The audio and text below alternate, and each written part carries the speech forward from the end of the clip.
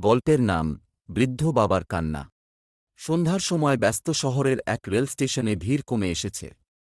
প্ল্যাটফর্মের এক কোণে একটা বৃদ্ধ লোক বসে আছেন, পরনে মলিন পাঞ্জাবি, পায়ে ছেঁড়া স্যান্ডেল। মুখে কেমন একটা শূন্য দৃষ্টি, যেন কাউকে খুঁজছেন।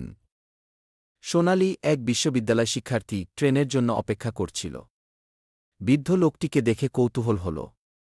তিনি বারবার আশপাশের ট্রেনগুলো দেখছেন, কিন্তু কারো সঙ্গে কথা বলছেন না। সোনালি এগিয়ে গিয়ে জিজ্ঞেস করল, কাকু, কোথায় যাবেন? বৃদ্ধ একটু চমকে তাকালেন। চোখে মুখে ক্লান্তি আর কষ্টের ছাপ। বাবা, আমি বাঁকুড়া যাব, কিন্তু আমার কাছে টিকেটের টাকা নেই গি। আপনার বাড়ি কোথায়? বাঁকুড়াতে। ছেলে ওখানেই থাকে। বছরখানেক আগে আমাকে গ্রামে পাঠিয়ে দিয়েছিল, এখন আর ফোন ধরে না। আমি আজ ওকে দেখব, শেষবারের মতো কথা বলব গি।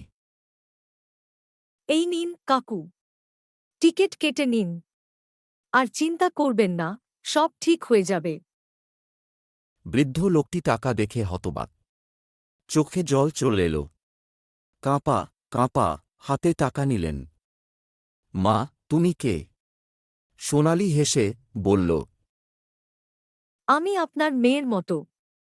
হয়তো রক্তের সম্পর্ক নেই, কিন্তু মানুষ হিসেবে আছি। বৃদ্ধ কিছু বললেন না।